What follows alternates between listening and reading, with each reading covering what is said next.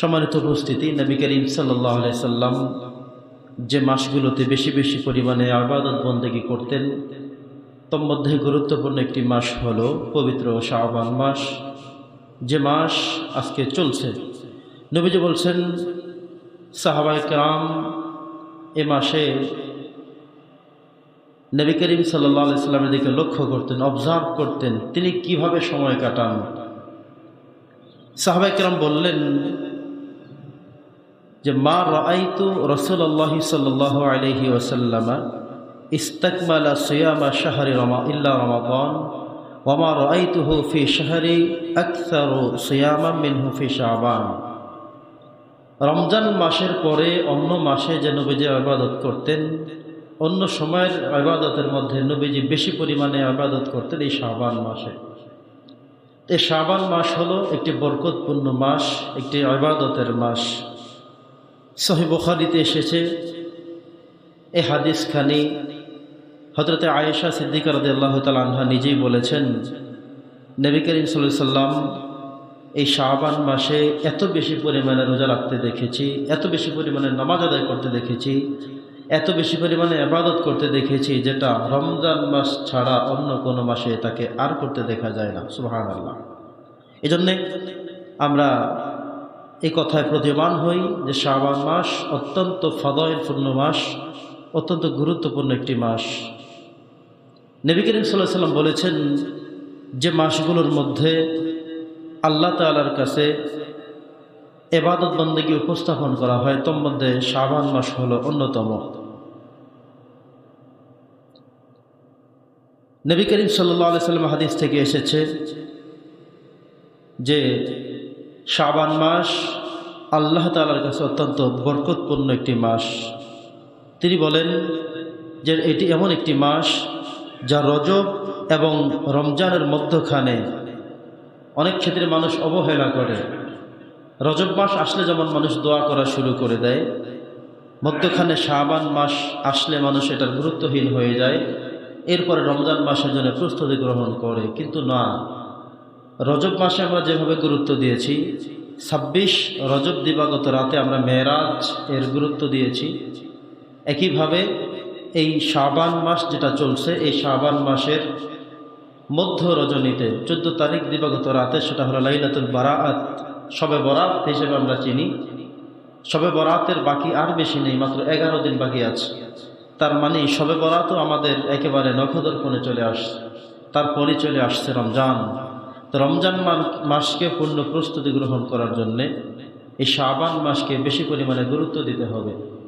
এই শাবান মাস নবী করিম সাল্লাল্লাহু আলাইহি সাল্লাম বলেছেন যে রজব মাস হলো আল্লাহর মাস, শাবান মাস হলো আমার মাস।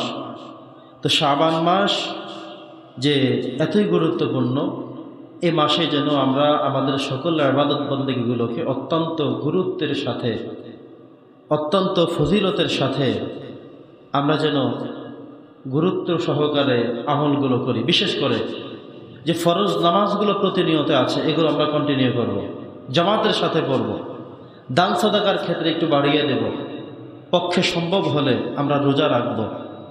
যেহেতু 1 মাস পরেই রমজান মাস চলে আসলে দীর্ঘ 30 দিন একাধারে রোজা রাখতে হবে, তো সেই সময় একসাথে এতগুলো রোজা রাখতে পারবো, তার আগে একটু প্রস্তুতি হিসেবে আমরা এর মধ্যেও কিছু রোজা রাখি। তো লাইলাতুল নিসফি মিন শাবান অর্থাৎ শবে বরাতের যে রাত আসবে, আমরা সে সময় যেন 3টা রোজা রাখি। 3টা রোজা রাখার মধ্যে অত্যন্ত বরকত রয়েছে।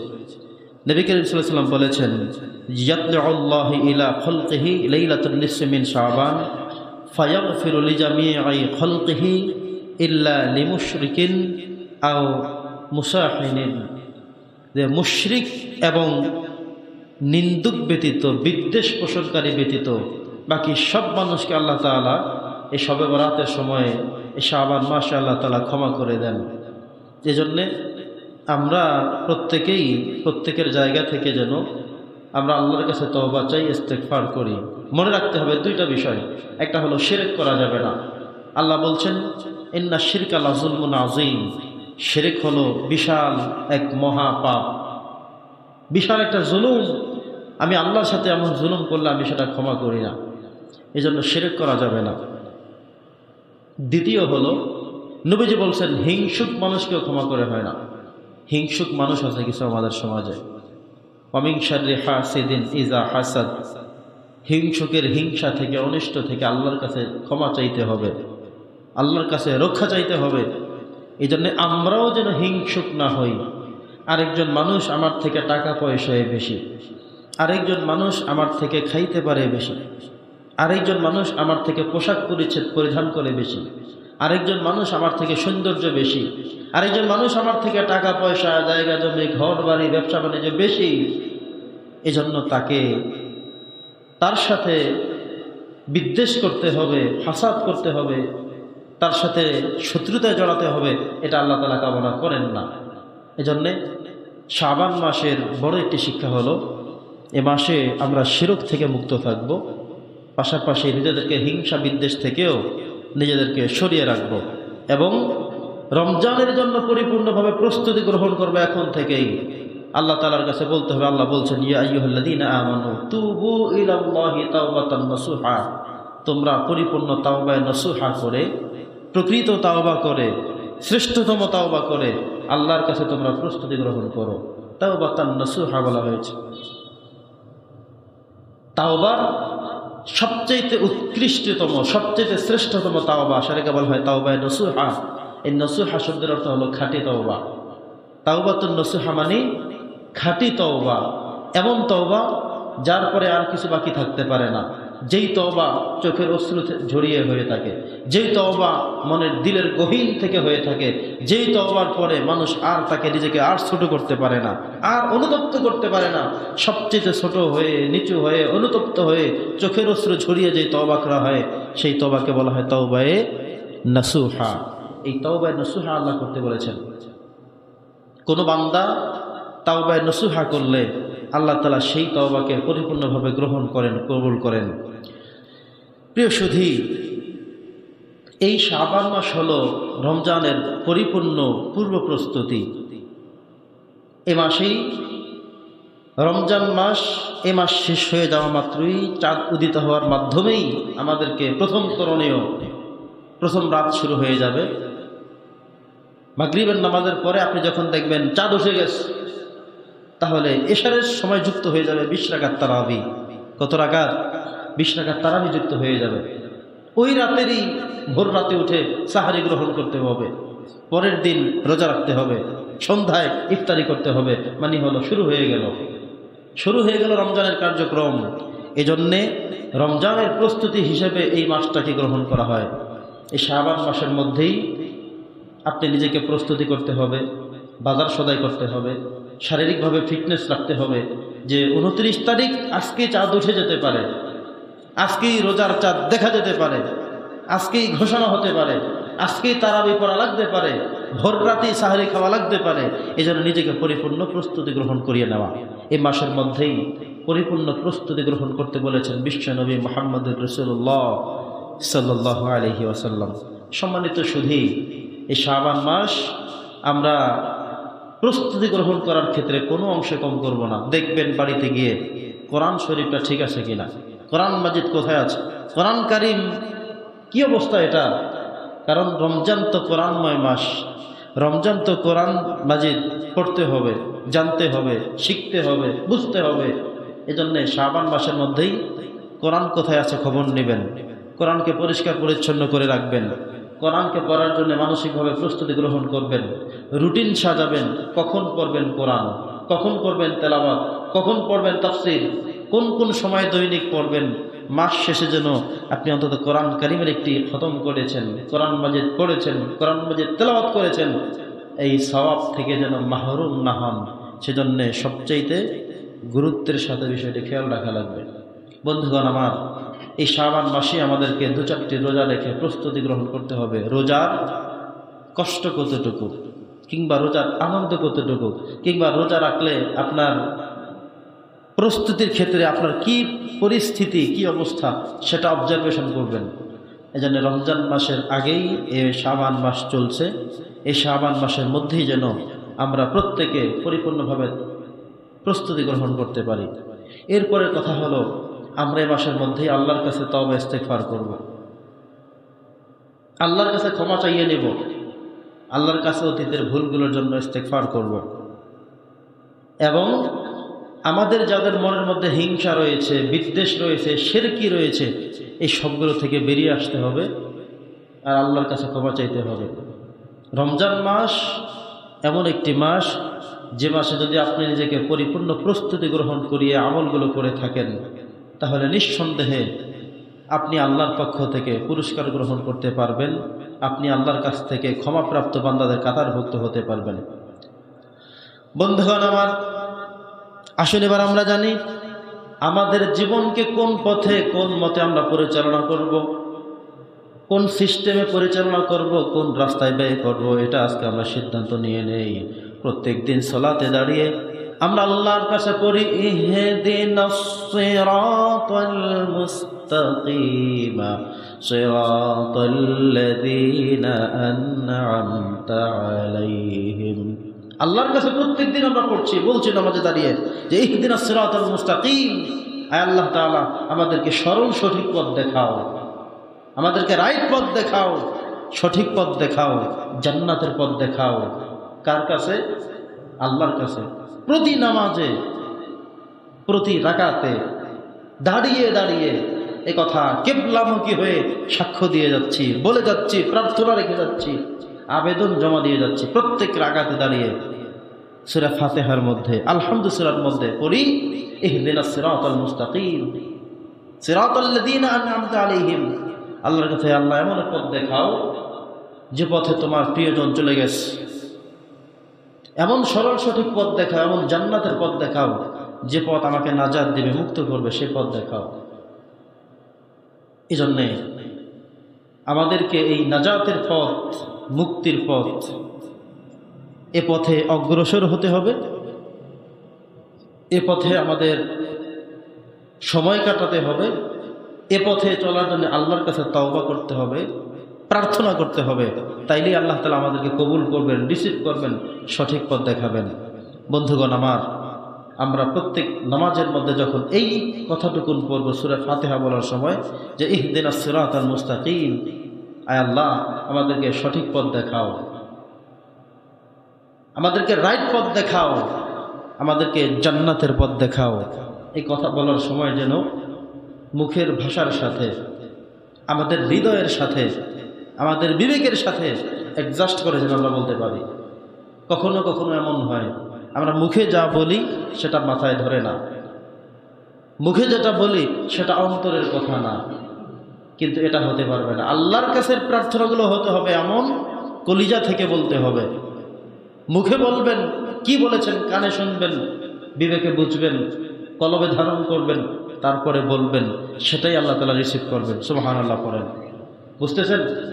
রিসিভ করবে আল্লাহ তাআলা এমনটা, যেমনটা আপনি আপনার অন্তর থেকে বললেন সেটাই আল্লাহ রিসিভ করবেন। কিন্তু যেটা অন্তরের কথা না, শুধু মুখের কথা, কথার কথা, সে কথা আল্লাহ নেন না। আল্লাহ নেন কলিজারটা।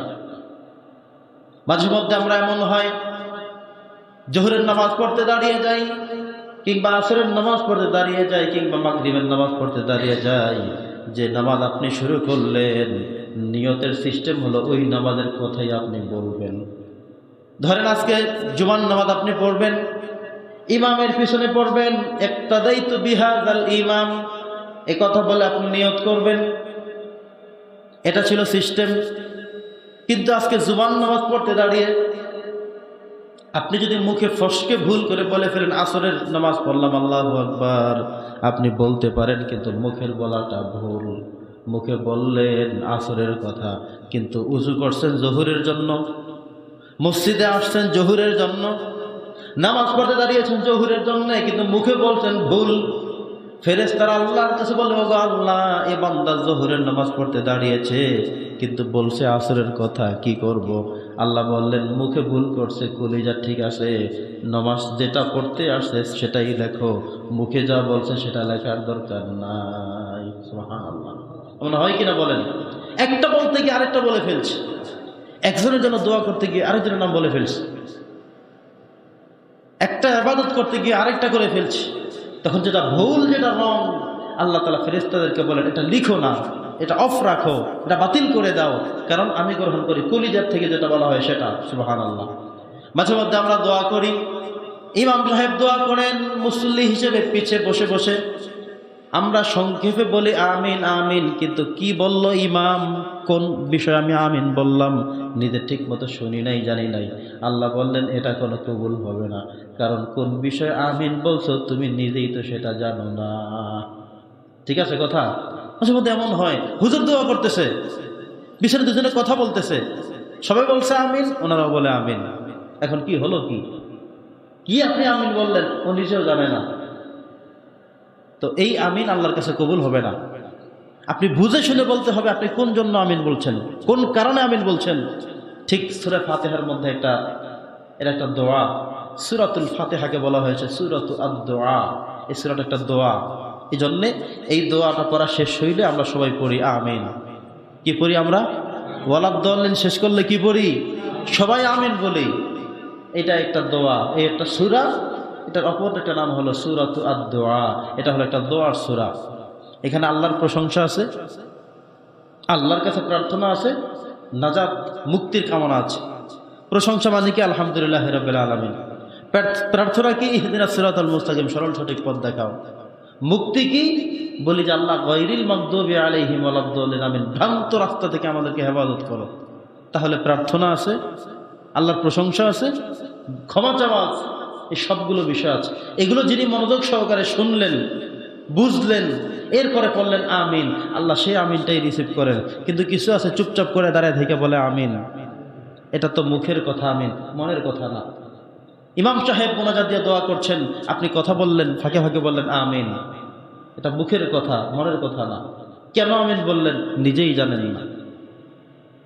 নামাজ পড়তে দাঁড়ালেন, পড়তে আসছেন ফজরের নামাজ, বলে ফেললেন এশারের নামাজ, বলে নিয়ত করে নামাজ শুরু করে দিয়েছেন। আবার সারা লাগবে না, আবার নতুন করে নিয়ত করা লাগবে না। ওই যে আপনি ফজরের উজু করছেন, ওই যে আপনি ফজরের জন্য মসজিদে ঢুকছেন, ওই যে আপনি আল্লাহু আকবার বলছেন, এতেই ফজরের নামাজ হয়ে গেছে। আপনি মুখে উল্টা বলছেন, সেটা রিসিভ হবে না, কারণ আপনি বেখেয়ারে বলেছেন। সুবহানাল্লাহ। এই জন্য আল্লাহ গ্রহণ করেন যেটা কলিজা থেকে আসে, হৃদয় থেকে আসে, অন্তর থেকে আসে, সেটাই গ্রহণ করেন। এই জন্য যা কিছু বলবো করব সব কিছু কোথা থেকে? হৃদয় থেকে, কলব থেকে, অন্তর থেকে, বিবেক দিয়ে বুঝে শুনে, তখন সেটি আল্লাহ তাআলা কবুল করেন। সম্মানিত সুধী, আমাদের জীবন পরিচালনা করতে হবে সরল সঠিক পথে।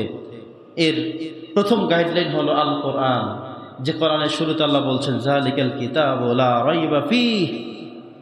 এটা এমন একটা কিতাবের অবতরণ আমি শুরু করলাম, এমন একটা প্রারম্ভিক বিষয় দিয়ে আমি শুরু করলাম, সন্দেহ করতে পারবা না। একজন মানুষ কোরআন মাজিদ হাতে নিল, শুরু হয়ে গেল সূরা আল বাকারা, লেখা আছে আলিফ লাম মিম, কাটা কাটা তিনটা অক্ষর, নাম হলো হুরুফুল মুকাত্তাআত। ব্যাখ্যা আল্লাহ তাআলা জানেন, পৃথিবীর কেউ জানেন না।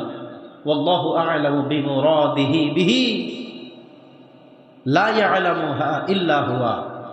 আল্লাহ ছাড়া এর ব্যাখ্যা বিশ্লেষণ আর কেউ জানে না। তো একজন নতুন পাঠক, তিনি কোরআন হাতে নিয়ে পড়লেন আলিফ লাম মিম। এ পড়ার পরে তার প্রশ্ন জেগে গেল, এটা আবার কি? এর অর্থ কি? ব্যাখ্যা কি? বিশ্লেষণ কি? এমন হলো কেন? এভাবে লেখা কেন? একটা সন্দেহ জেগে গেছে, ধরেই কোরআন ধরেই একটা সন্দেহ জেগে গেছে। আল্লাহ এর পরের আয়াত দিয়ে দিলেন যালিকাল কিতাবু লা রাইবা ফীহ। এই যে পাঠক, কি চিন্তা শুরু করলা? কি সন্দেহ শুরু করছো? কোনো সন্দেহের অবকাশ নাই। যালিকাল কিতাব, এই যে কিতাবটা, লা রাইবা ফীহ, যার মধ্যে কোনো সন্দেহ নাই, হুদাল লিল মুত্তাকিন, এটা মুত্তাকিদের পথ দেখায়, আল্লাহ ভীতিদের পথ দেখায়, এটা ভালো মানুষকে পথ দেখায়, এটা জান্নাতের রাস্তা উন্মুক্ত করে দেয়। সুবহানাল্লাহ। অতএব থেমে যাও, আলিফ লাম মিম পরে যে সন্দেহ করলা এটা ভুলে যাও। যালিকাল কিতাবু লা রাইবা, এর মধ্যে কোনো সন্দেহ নেই। এটা পড়ছো, শুরু যেহেতু করছো, শেষ পর্যন্ত পড়তে পারবা, সুযোগ আছে, কিন্তু কোনো ভুল নাই, কোনো ভ্রান্তি নেই, কোনো টেনশন নাই, কোনো সন্দেহ নেই। ভুল ভ্রান্তি তো নাই, সন্দেহের অবকাশ নাই। আল্লাহু আকবার পড়েন। তা যদি হেদায়েতের রাস্তা খুঁজতে হয়, হেদায়েতের রাস্তায় চলতে হয়, তাহলে একটা গাইডলাইন দেয়া হচ্ছে। গাইডলাইনের নাম কি? আল কোরআন। জোরে বলেন। আল কোরআন হলো মূল গাইডলাইন।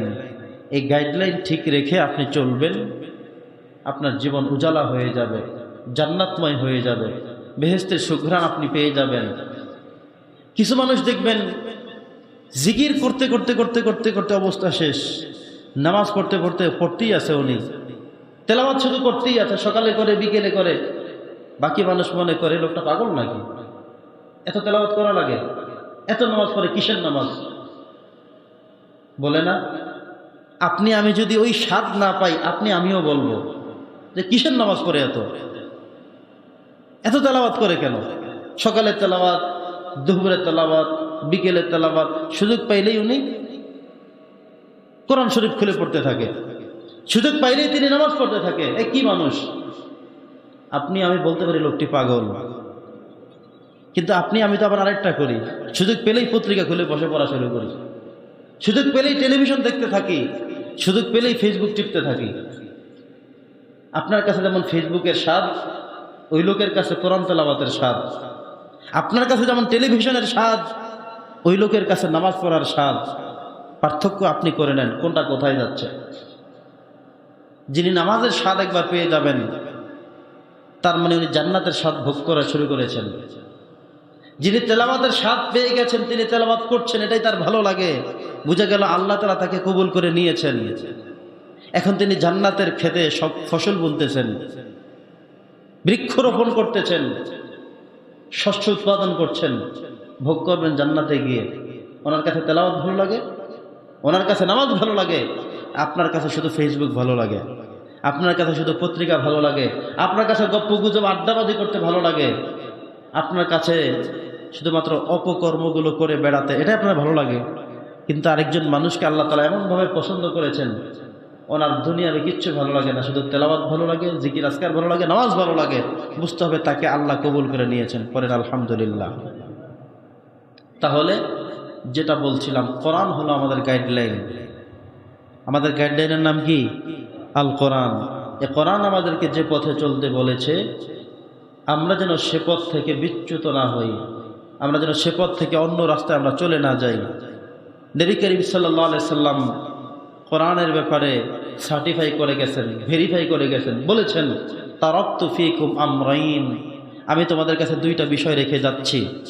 লান তাদিল্লু মা তামাসসাকতুম বিহিমা, তোমরা যদি ধরে রাখতে পারো এই দুইটা বিষয়, তাহলে পথভ্রষ্ট হবে না, গোমরা হবে না, জান্নাত ছুটবে না। কি কি সেগুলো? একটা হলো কিতাবুল্লাহ, আরেকটা হলো ওয়া সুন্নতি, এবং আমার সুন্নত, আমার হাদিস। এই দুইটা ধরে রাখো, দুইটা আমল করো, দুইটা অনুসরণ করো, সফল হয়ে যাবে। সুবহানাল্লাহ পড়েন। কয়টা বিষয়? দুইটা বিষয়। তারাকতু ফীকুম আমরাইন লান তাদিল্লু মা তামাসসাকতুম বিহিমা কিতাবাল্লাহি ওয়া সুন্নাত রাসূলিহি, আমি দুইটা কিতাব রেখে যাচ্ছি, কোরআন এবং হাদিস। এই দুইটা ঠিকমতো ধরে রাখো, আঁকড়ে ধরো, পড়ো, আমল করো, এ পথে চলো, তাহলে তোমরা গোমরাহী হবে না, ভ্রষ্ট হবে না, বিপথে যাবে না, জাহান্নামে যেতে হবে না। কোথায় যাওয়া যাবে? জান্নাতে যাওয়া যাবে, সফল হওয়া যাবে। আল্লাহ তাদেরকে বলেছেন উলাইকা হুমুল মুফলিহুন, তারা সফল কাম। অতএব আমরা সফল হতে চাই, আমরা মুক্তি পেতে চাই। কোরআনের অনুসরণের মধ্য দিয়ে আমরা আল্লাহর কাছ থেকে মুক্তি চাই, যেন আল্লাহ তাআলা আমাদেরকে মুক্তি দান করেন, বলি আমিন।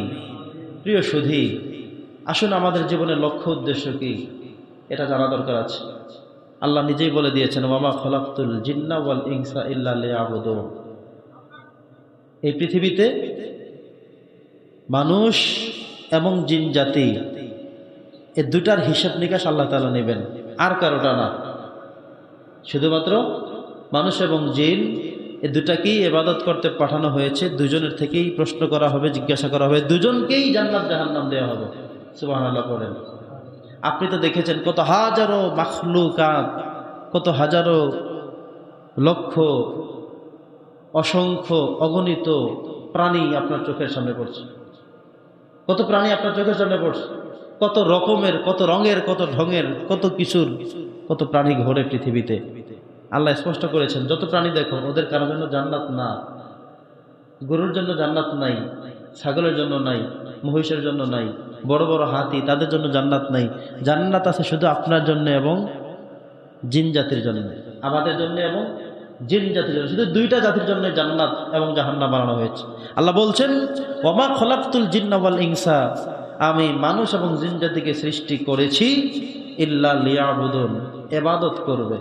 ইবাদত ছাড়া অন্য কোনো কারণে মানুষ এবং জিনকে সৃষ্টি করি নাই। তাদের কাজই হলো এইটা, অন্য কোনো কাজ নাই। আপনি আমি কতটুকু ইবাদত করি, কত সময় ইবাদত করি, কতক্ষণ ইবাদত করি? 24 ঘন্টার মধ্যে আল্লাহ তাআলাকে কত ঘন্টা ইবাদত উপহার দেই? কতটুকু সময় আপনি আমি ব্যয় করি? প্রশ্ন প্রত্যেকের কাছেই। আল্লাহ বলছেন যে ওয়ামা খলাকতুল জিন্না ওয়াল ইনসা ইল্লা লিয়াবুদুন, মানুষ এবং জিন এই দুইটা জাতিকেই পৃথিবীতে কেবলমাত্র আমার ইবাদত ছাড়া অন্য কোনো কারণে আমি তৈরি করিনি। আমার ইবাদত করার জন্যই তৈরি করেছি মানুষ এবং জিন। তাহলে আপনি হিসাব মিলান, দিন রাত 24 ঘন্টা। আল্লাহ তো বলে দিয়েছেন আমি খাওয়ার জন্য পাঠাই নাই, আমি ঘুমানোর জন্য পাঠাই নাই, আমি হাট বাজার করার জন্য পাঠাই নাই, আমি পরিবার বাচ্চা কাচ্চা নিয়ে আনন্দ ভ্রমণ করবা সেজন্য পাঠাই নাই। মূল উদ্দেশ্য কি বলছেন? ইল্লা লিয়াবুদুন, ইবাদত করতে পাঠাইছি, ইবাদত বন্দেগী করতে পাঠিয়েছে। এটা হলো মূল লক্ষ্য উদ্দেশ্য।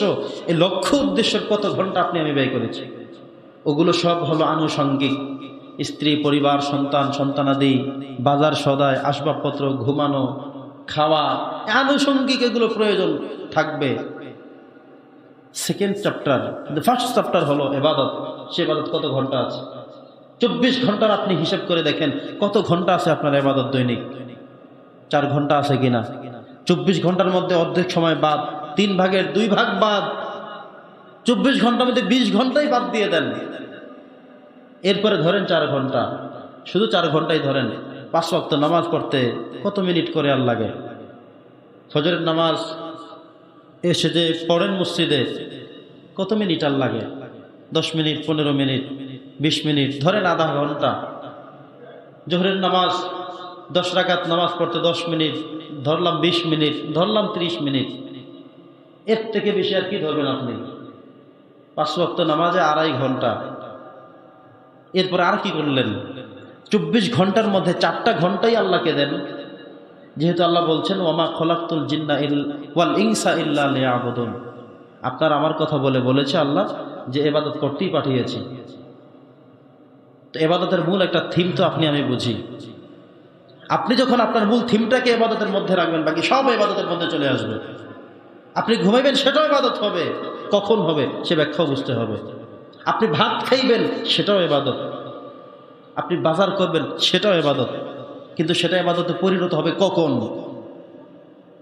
আপনি ব্যাখ্যা মিলাবেন যখন, আপনি বুঝবেন যখন, তখন আপনার সব ইবাদতের মধ্যে গণ্য হয়ে যাবে। আসলে এবার ইবাদত কখন হবে?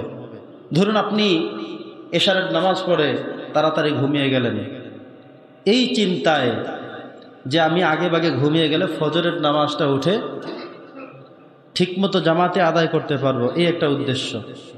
রাতে যদি আমি ঠিকমতো ঘুমাই, তাহলে দিনের বেলা আমি যেই চাকরি করি, আমি যেই ডিউটি করি, ওই ডিউটি সঠিকভাবে, হালালভাবে, একনিষ্ঠভাবে করতে পারবো। ঝিমুনি আসবে না, ঘুমানি ধরবে না, আমাকে রেস্ট করতে হবে না। আমি সুন্দরভাবে আমার দায়িত্বটা পালন করে হালালভাবে ইনকাম করতে পারবো। আমি আমার ব্যবসাটা ঠিকমতো করতে পারবো। এই যে ভালো একটা চিন্তা করে যে আপনি ঘুমালেন, ঠিকমতো উঠে ফজর পড়লেন, ঘুমানোর আগে এশা পড়লেন, তাইলে এই যে এশা পড়লেন, ঘুমালেন, ফজর পড়লেন, সুন্দর একটি চিন্তা ছিল, এই ঘুমটা মধ্যখান থেকে ইবাদত হয়ে গেল। আপনি সকালে উঠে ফজরের নামাজ পড়লেন, এরপরে একটু তেলাওয়াত করলেন, এরপরে সকালে খাবেন। আজকের এই খাবারটা হবে এমন যেন আপনি আপনার চাকরিতে গিয়ে অন্যেরটা খেতে না হয়, ঘুষ খেতে না হয়, কারোটা ধরতে না হয়, অন্যায় করতে না হয়। আপনি বাড়ি থেকে খেয়ে দিয়ে গিয়ে আপনার চাকরির সময়টা 3 ঘন্টা, 4 ঘন্টা, 6 ঘন্টা আপনি যেন সুন্দরভাবে একটু খেদমত দিতে পারেন, চাকরির হক পালন করতে পারেন। এই চিন্তা যখন আপনি গেলেন, এই খাবারটাও আপনার ইবাদতে পরিণত হয়ে গেল। আপনি দুপুরের ইবাদতে যুক্ত হয়ে যাবে যে ওই মানুষগুলো আসতো না কেন, দেখে আসি। ফজর পড়তে এসে খবর পেলেন অমুক বাড়ির একটা লোক মারা গেছেন, ইন্তেকাল করছেন, তার বিদায় হয়ে গেছে। চিন্তা করলেন তাহলে লোকটাকে দেখে আসি শেষবারের মতো, এটাও ইবাদতের মধ্যে যুক্ত হয়ে যাবে। 2-3 জন মানুষ নামাজে দেখলেন না, তাদের বাড়িতে গিয়ে খবর নেন কি হয়েছে। নামাজ পড়তে এসে শুনলেন রাতে একজন স্ট্রোক করেছে। নামাজ পড়তে এসে শুনলেন কেউ একজন অসুস্থ হয়েছে প্রচন্ড পরিমাণে, তাকে দেখতে যান। এই সময়টা আপনার ইবাদত। আমি বলছি এতটুকু জাস্ট 24 ঘন্টার মধ্যে অর্ধেক না, 3 ভাগের 1 ভাগও না, 2 ভাগও না, 24 ঘন্টার মধ্যে মাত্র 4টা ঘন্টা হিসেব করে করে আল্লাহকে দেন। অন্তত আল্লাহ চাইছেন আপনার থেকে আমার থেকে ইবাদত, এই ইবাদতটা যেন অন্তত 4টা ঘন্টা আমরা দিতে পারি। 5 ওয়াক্ত নামাজ জামাতের সাথে পড়লে সর্বোচ্চ আধা ঘন্টা করে 2.5 ঘন্টা যেতে পারে। আরও একটু সময় তেলাওয়াতের জন্য যুক্ত করেন, দাওয়াতের জন্য যুক্ত করেন। আপনি ধরেন একজন ব্যবসায়ী মানুষ, দোকান থেকেই আজানের পর নামাজে আসবেন, আসার সময় 2, 3, 4, 5 মিনিট আগে বের হন। যেই মানুষগুলো নিয়মিত নামাজ পড়ে তাদেরকে ডেকে আসেন, ভাই আজান দিছে, নামাজের সময় হয়ে গেছে, তাদের স্মরণে উঠে গেল। যে মানুষটা ঠিকমতো নামাজে আসে না এমন একজন মানুষকে টার্গেট করেন যে ওকে নিয়ে যাব, দাওয়াত দেন, পরের দিন আবার যান। সে একটা সময় বলবে কালকে থেকে যাব। সে কি বলল? কালকে থেকে। আপনি কালকেই ঠিকমতো আবার যান, যে ভাই আজকে থেকে যাইবা বলছিলাম, আজকে পায়জামার ঠিক নাই, লুঙ্গির ঠিক নেই, তাহলে যাইতে থাকেন, ডাকতে থাকেন, বলতে থাকেন, একসময় সে চলে আসবে। এর প্রত্যেক দিন তাকে আনা শুরু করেন, কিছু স্বাদ তাকে বোঝান, কিছু মজা তাকে দেন, পাবে কি সেটা তাকে বোঝান। তো এটা ইবাদতের মধ্যে গণ্য হয়ে যায়। প্রত্যেকদিন 2 মিনিট তার পিছনে ব্যয় করছেন, কিছু শব্দ ব্যয় করেছেন, কিছু বাক্য ব্যয় করেছেন, কিছু হাদিসের আমল আপনি করেছেন, এটা আপনার ইবাদতের মধ্যে গণ্য হয়ে যাবে। এজন্য আমরা মূল থিম হলো আমরা যেন ইবাদতের বাহিরে না যাই। আমরা যখন মূল বিষয়গুলোকে ইবাদতের মধ্যে নিয়ে যাব, বাকি আমার থেকে সবগুলো আমল ইবাদতে পরিগণিত হয়ে যাবে। পড়ি আলহামদুলিল্লাহ। আপনি ঘুমাবেন, ঘুমটা ইবাদত। যদি ঘুমের এই বিশ্রাম নিয়ে আপনি পরে ইবাদত করতে চান, তাহলে ঘুমটা ইবাদতে পরিণত হয়ে যাবে। যে খাদ্য গ্রহণ আপনি করলেন এবং করবেন, সেটা ফরজ কাজ করার পরে, আল্লাহর পথে সময় ব্যয় করার পরে যদি খান, তাহলে খাবারটা ইবাদতে পরিগণিত হয়ে যাবে। আপনি তখন 24 ঘন্টাই ইবাদতে হয়ে যাবে। আপনি ঘুমোতে গেলেন রাতে, তসবিহ পড়তে পড়তে ঘুমান, জিকির করতে করতে ঘুমান, উযু অবস্থায় ঘুমান, এই ঘুমটার পুরো সময়টা ইবাদতে গণ্য হয়ে যাবে। তখন আর আপনি 3-4 ঘন্টা খুঁজে লাগবে না, আপনার পুরো সময়টাই ইবাদতে পরিগণিত হয়ে যাবে। এই জন্য একটা হাদিস এমন আছে, আপনারা হয়তো শুনেছেন অথবা রাগও করেছেন, এমন হলো কেন? নবীজি বলছেন যে আলেমের ঘুম আর মূর্খ মানুষের ইবাদত, তারপরে আলেমের ঘুমের শ্রেষ্ঠত্ব বেশি। শুনছেন এমন কথা? এমন কথা শুনছেন? মানে একজন সাধারণ মানুষ, তিনি সারা রাত দাঁড়িয়ে দাঁড়িয়ে নামাজ পড়লেন, আর একজন আলেম মানুষ, তিনি হাদিস পড়ে ঘুমিয়ে গেলেন, ওই লোকের ঘুমটাই শ্রেষ্ঠ বলা হয়েছে। এখন সাধারণ মানুষের প্রশ্ন, এটা কেমন কথা হইল? এখানে বৈষম্য হলো, আন্দোলন করা লাগবে, হাদিসের বিরুদ্ধে আন্দোলন করা লাগবে। ব্যাখ্যা কি আসলে? একজন সাধারণ মানুষ, তিনি যে নামাজ পড়লেন, হয়তো তার সূরা কেরাতটা ঠিক নাই, হয়তো তিনি ঠিকমতো উযু করতে পারেননি, হয়তো তিনি জানেনও না নামাজ পড়তে হয় কেমনে, হয়তো তার রুকু সেজদা কোনোটাই হয় না, হয়তো তিনি তাসবিহ পড়েন, সেই তাসবিহগুলো বিশুদ্ধ নয়, এ নিয়েও তিনি চেষ্টা করে যাচ্ছেন, তার এই যে প্রচেষ্টা। আর একজন আলেম মানুষ, তিনি হাদিসের সমস্ত কথাগুলো তিনি চিন্তা করে আমল করে তিনি ঘুমালেন। তিনি হয়তো উযু করে ঘুমিয়েছেন, তিনি হয়তো তাসবিহ পড়তে পড়তে ঘুমিয়ে গিয়েছেন। তার এই তাসবিহ পড়তে পড়তে ঘুমিয়ে যাওয়া, তার উযু অবস্থায় ঘুমিয়ে যাওয়া, জিকির করতে করতে ঘুমিয়ে যাওয়া, ফেরেশতার বলে আল্লাহ জিকির শুরু করে তো ঘুমিয়ে গেছে। আল্লাহ বলে ফেরেশতা লিখতে থাকো। বলে আল্লাহ সাথে ঘুমায়, এখন আর পড়ে না। বলে সে যদি এতক্ষণও জীবিত থাকতো, সজাগ থাকতো, জিকির করতে থাকতো, অতএব জিকির করতে করতে যেহেতু ঘুমিয়ে গেছে, ঘুম থেকে ওঠা পর্যন্ত জিকির লিখতেই থাকো। সুবহানাল্লাহ। এজন্যই বলা হয়েছে একজন আলেম, তিনি যদি তার সিস্টেম মেনটেন করে, উযু অবস্থায়, পবিত্র অবস্থায় জিকির পড়তে, তাসবিহ পড়তে, দুরূদ পড়তে পড়তে ঘুমায়, সেই লোকটা একজন সাধারণ মানুষের ইবাদতের থেকে উত্তম কাজ তিনি করলেন, ঘুমিয়েও। এজন্য আপনি যখন একটা শরীর জীবন যাপন শুরু করবেন, তখন আপনার ঘুমটাও ইবাদত, খাবারটাও ইবাদত, চলাফেরাও ইবাদত, সব ইবাদত। সুবহানাল্লাহ। আল্লাহ বলছেন, ওমা খলাকতুল জিন্না ওয়াল ইনসা ইল্লা লিয়াবুদুন, আমি মানুষ এবং জিন জাতি দুইটাকেই ইবাদতের জন্য পাঠিয়েছি। মানে তারাই ইসলাম ধর্ম গ্রহণ করতে হবে, ইবাদত করতে হবে, তাসবিহ তাহলিল করতে হবে, পরকালে তাদের দুইজনেরই হিসেব হবে, এবং দুজনের জন্যই জান্নাত এবং জাহান্নাম থাকবে, অন্য কারোর জন্য না। দেখতে পারেন বিশাল বিশাল হাতি, হবে কি তার? কোন গরু কি করছে সেই প্রশ্ন নাই কোনো তার পরকালেও। কোন কুকুর কি করছে, কোন মুরগ কি করেছে, কোন ছাগল কি করেছে, কোনো হিসাব নাই। হিসাব ছাড়া চলছে তো চলছে। কিন্তু আপনি আমি যেখানেই যাব, যা কিছুই করব, হিসেব চিন্তা করে করতে হবে, কারণ আপনার হিসাবটা হবে। এই জগতে পার পাইলেও আরেক জগৎ আছে যেখানে পার পাওয়ার সুযোগ আছে। সেখানে হবে ইনসাফ এবং ন্যায়ের বিচার, সঠিক বিচার হবে যেখানে, সেখানে সারার কোনো সুযোগ নাই। এই জন্য আপনি গরু ছাগল হাঁস মুরগি নিয়ে চিন্তা করার প্রয়োজন নাই। চিন্তা করেন আপনারটা আপনি করেছেন কি, আপনি করতেছেন কি, করা দরকার ছিল কি, যাচ্ছেন কোথায়, যাওয়া উচিত ছিল কোথায়। আল্লাহ বলছেন ওমা খালাকতুল জিন্না ওয়াল ইনসা ইল্লা লিয়াবুদুন, ইবাদত ছাড়া বানাইনি। অতএব আপনার জন্যই আমার জন্য জান্নাতকে প্রস্তুত করে রাখা হয়েছে। মানুষ যখন আল্লাহ তাআলার প্রিয় পাত্র হয়ে যায়, তখন সে ফেরেশতাদের সম্মানকেও ছাড়িয়ে আরো উপরে চলে যায়। আর মানুষ যখন নিকৃষ্ট হয়ে যায়, তখন সে কুকুর শুকুরের চাইতে আরো বেশি নিকৃষ্ট হয়ে যায়।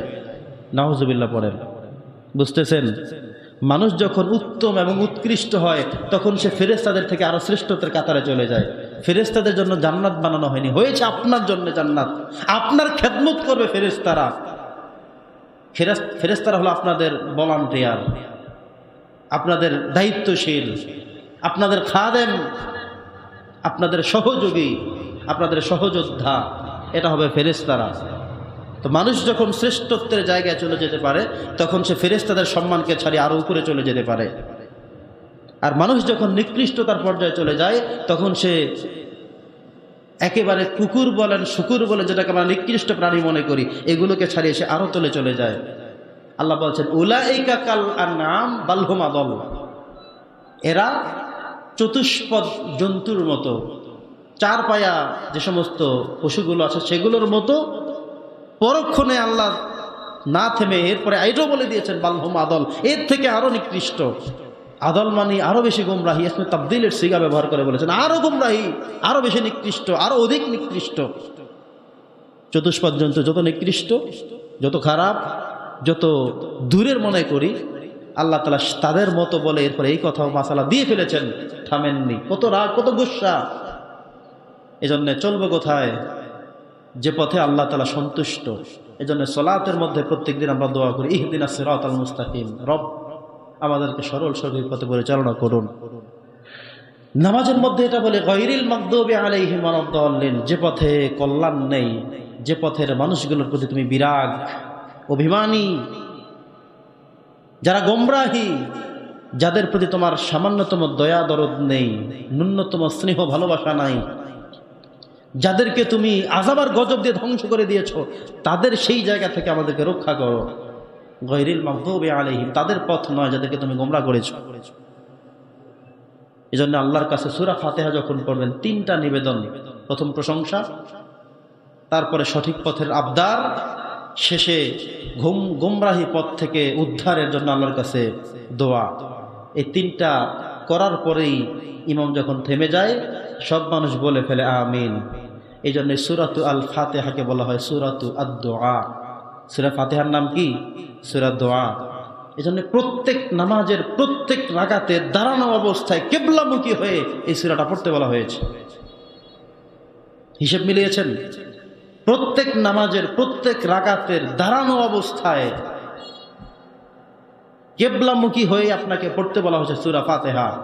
এটার আবেদন, এটার নিবেদন বিশাল বিস্তৃত।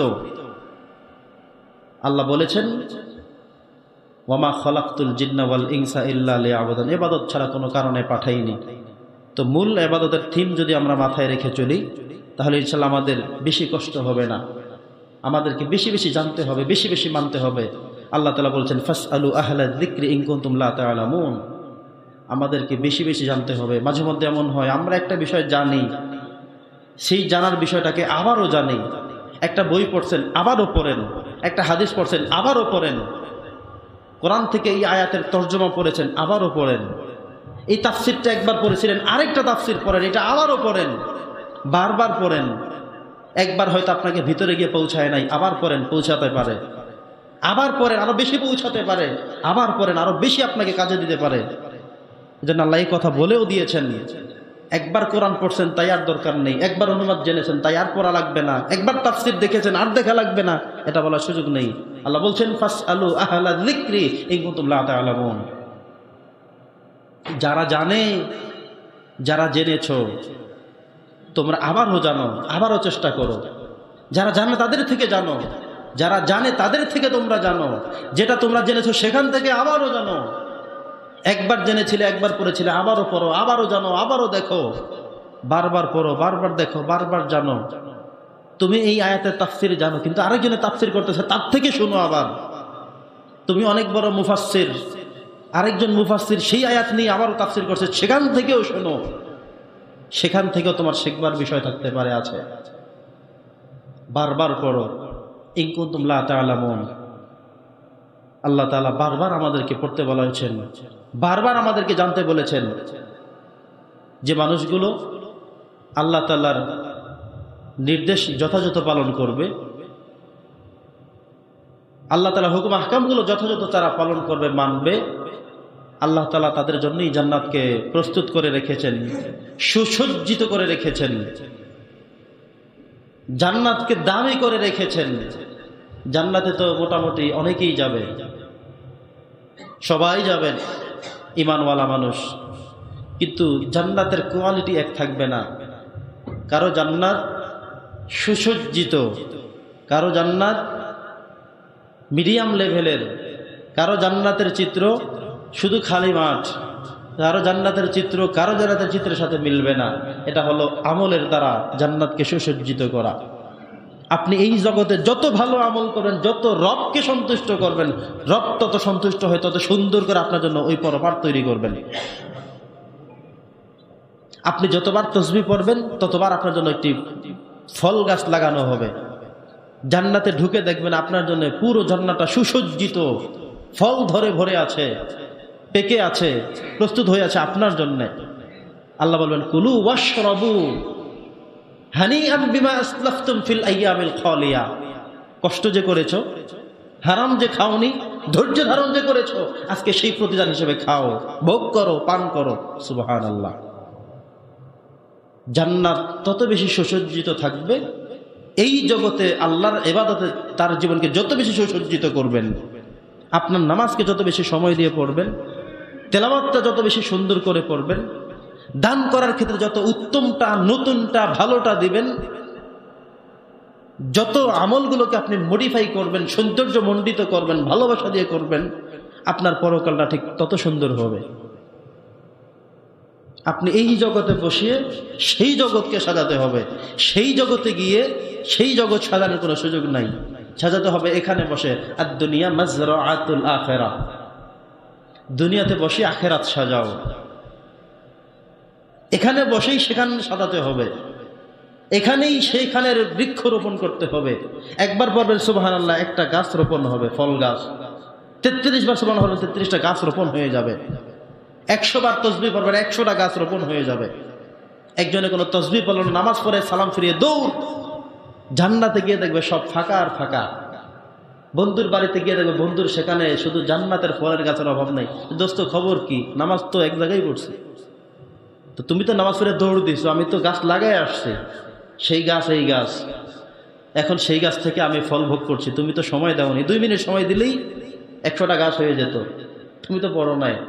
তো এই জগতে বসে সেই জগৎকে সাজাতে হবে, এখানে বসে সেখানে বৃক্ষ লাগাতে হবে, এখানে বসে সেই জান্নাতকে সুসজ্জিত করতে হবে, এখানে বসে সেখানকার ফয়সালা করে যেতে হবে, এই জগতে বসে সেই জায়গাতে নির্ধারণ করে যেতে হবে। নইলে মরবেন আফসোস করবেন, মরা শুরু আফসোস শুরু। কবর, হাসর নাসর, মিজান, পুলসিরাত, জাহান্নাম, সব শুধু দুঃখ আর দুঃখ, কষ্ট আর কষ্ট, শাস্তি আর শাস্তি, নাই কোনো শান্তি। আর এখানে যত কষ্ট করবেন আল্লাহর জন্যই করবেন, পরকালের জন্যই করবেন, তত বেশি সুসজ্জিত, তত বেশি সৌন্দর্য মণ্ডিত হয়ে পরকালটা সাজবে। আল্লাহ তৌফিক দান করুক, বলে আমিন। আমাদেরকে বেশি বেশি তাকওয়াবান হতে হবে, আল্লাহর ভীতি থাকতে হবে। আল্লাহ বলছেন ওয়া ইয়াত্তাকিল্লাহা ইয়াজআল লাহু মাখরাজা। তাকওয়াবান মানুষকে আল্লাহ বেশি পছন্দ করেন, খোদা ভীতি মানুষকে বেশি পছন্দ করেন। আমরা কি আল্লাহকে ভয় করতে চাই না?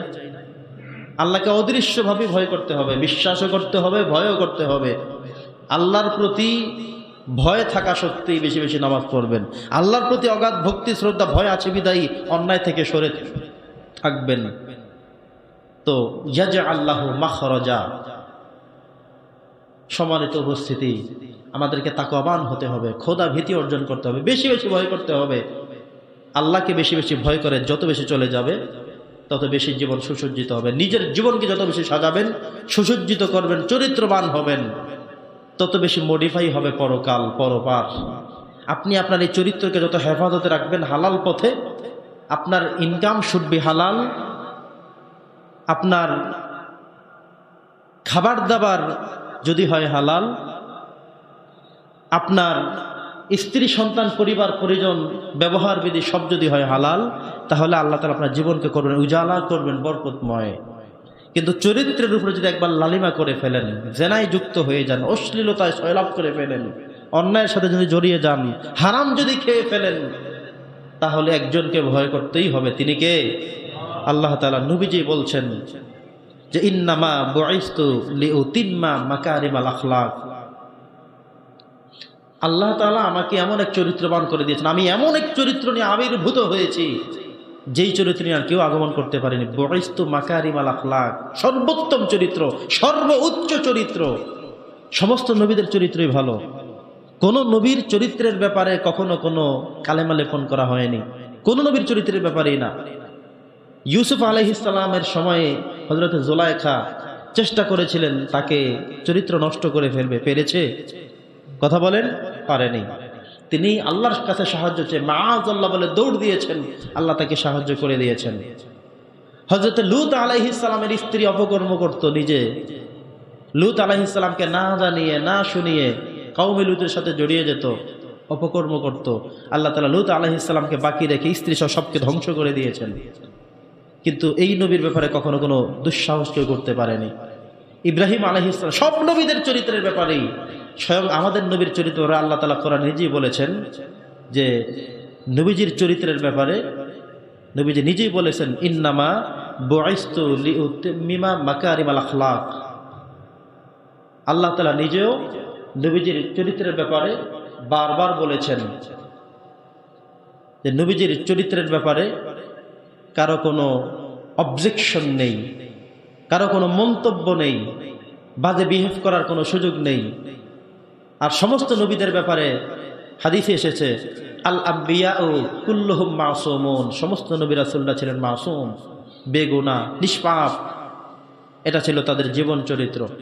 সম্মানিত উপস্থিতি, আমরা নবীদের চরিত্রের মতো আমাদের চরিত্রগুলোকে একটু গুছাই। আমাদের চরিত্রগুলো যেন কখনো খারাপ হয়ে না যায়, আমাদের চরিত্রগুলো যেন কখনো নষ্ট হয়ে না যায়, সুদ ঘুষে ভরে না যায়, কখনো জেনা ব্যভিচারে আমরা যেন লিপ্ত না হয়ে যাই, কখনোই যেন আমাদের চরিত্রগুলো নষ্ট হয়ে না যায়, নোংরামি হয়ে না যায়। এই জন্য বারবার ইমানের উপরে তেজস্বী থাকতে হবে, আল্লাহর কাছে ক্ষমাও চাইতে হবে, প্রার্থনাও করতে হবে। নিজে চাইলেই ফেরেশতা থাকা যায় না, আল্লাহর সাহায্য লাগে। আপনি আল্লাহর কাছে সাহায্য চাইতে থাকবেন, নিজে চেষ্টা করতে থাকবেন। কখনো এমন হতে পারে শয়তান আপনাকে ওয়াসওয়াসা দিয়ে নষ্টের জায়গায় নিয়ে যাবে, কিন্তু আল্লাহর কাছে যে বারবার দোয়া করেছিলেন, আল্লাহ আপনাকে সেখান থেকে টেনে হিসেবে আপনাকে ভালো রাখবে। সুবহানাল্লাহ। সাহায্য চাইতে হবে কার কাছে? আল্লাহর কাছে। কারণ এমন এক আফআলে ইখতিয়ার দিয়েই আল্লাহ আমাদেরকে বানিয়েছেন। অন্যায় করতে মন চাইবেই, তো অপরাধ করতে মন চাইবেই, লালসা থাকবেই, কিন্তু এই জন্য সবসময় আল্লাহর কাছে বলতে হবে, আল্লাহ আমাকে কলঙ্ক জীবন থেকে মুক্ত করো, আমাকে সচ্চরিত্রবান বানাও, ইউসুফ আলাইহিস সালামের মতো উন্নত চরিত্র আমাকে দিয়ে দাও। বিশ্বনবীর মতো যেভাবে কোরআনে এসেছে, নিজে বলেছেন, এভাবে আমাদের চরিত্রগুলোকে উন্নত করো। কঠিন বিপদকালে তুমি আমার সাহায্যকারী থেকো।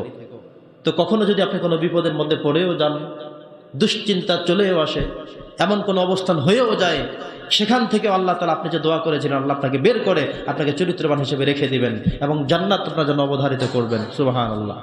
এই জন্য আমাদের সবসময় আল্লাহর কাছে চাইতে হবে, আল্লাহর কাছে বলতে হবে। আল্লাহর কাছে চাইলে বললে তিনি কখনো মানুষকে নিরাশ করেন না।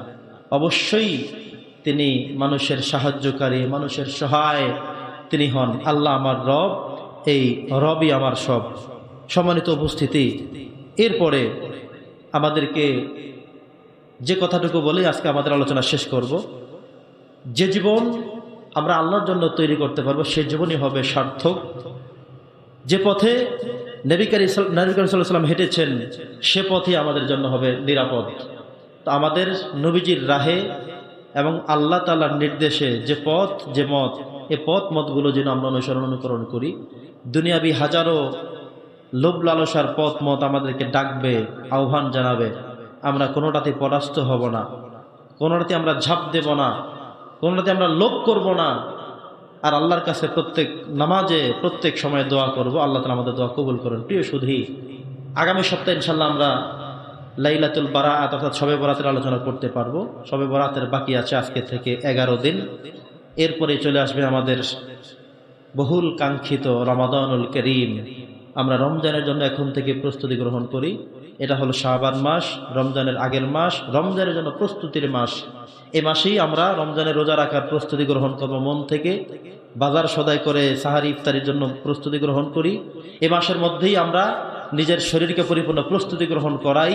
29 তারিখ বিকেল হয়ে গেলে মাগরিবের পরই চাঁদ উঠে যেতে পারে। চাঁদ দেখা মাত্রই আধা ঘন্টা 1 ঘন্টা পরে তারাবিতে যারা দাঁড়িয়ে যেতে হয় আমাদেরকে। অতএব আমরা নিজেদের শারীরিকভাবে, অর্থনৈতিকভাবে সুস্থতার সাথে যেন রমজানের রোজাগুলোকে স্বাগত জানিয়ে রমজানের তারাবি, সাহারি, ইফতারি সহ সবগুলো নেক আমলকে আমরা যেন অর্জন করতে পারি। আরেকটি রমজান আমরা যেন পাই, তার হক পালন করতে পারি এবং রমজানকে ওসিলা করে আমরা যেন আল্লাহ তাআলার সন্তুষ্টি অর্জনের সেই মহা জান্নাত অর্জন করতে পারি। আল্লাহ তাআলা তৌফিক দান করেন। ওয়া মা আলাইনা ইল্লাল বালাগ। আসসালামু আলাইকুম ওয়া রাহমাতুল্লাহ। যারা কবলা জুমা পড়েননি সুন্নাত 4 রাকাত পড়েন।